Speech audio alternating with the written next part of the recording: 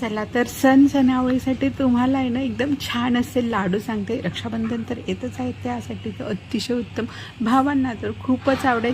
हे तसे लहान मोठे सगळ्यांनाच आवडेल असे लाडू आहे। ड्रायफ्रूट्स घ्यायचे, मी यामध्ये काजू, बदाम आणि अक्रोड घेतलेले आहे।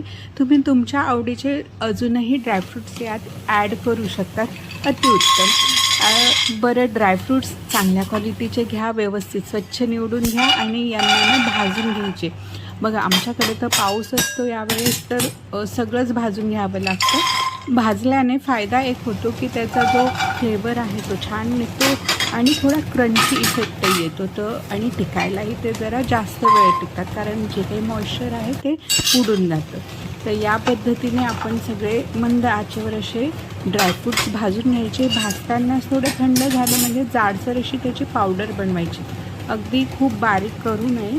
केली बारीक तरी चालेल, ज्यांना दातांचा प्रॉब्लेम आहे किंवा लहान मुलं आहे अगदी छोटे, त्यांच्यासाठी थोडी स्वतंत्र बारीक करायची, पण थोडी जाडसर असली तर चांगली।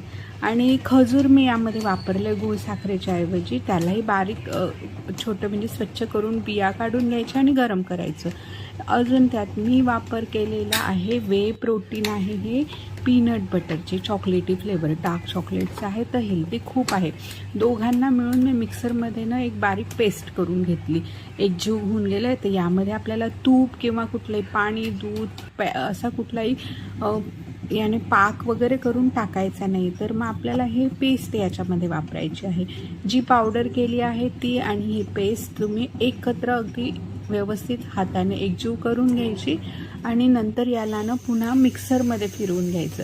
मिक्सरमध्ये यासाठी की ते जे आहे मिश्रण ते एकजीव होतं व्यवस्थित आणि आपल्याला लाडू वळवायला सोपे होतात। तर अशा प्रकारे तुम्ही तुमच्या आवडीनुसार लहान मोठे लाडू वळवायचे आणि हे सगळ्यांना आवडतील असे लाडू आहे।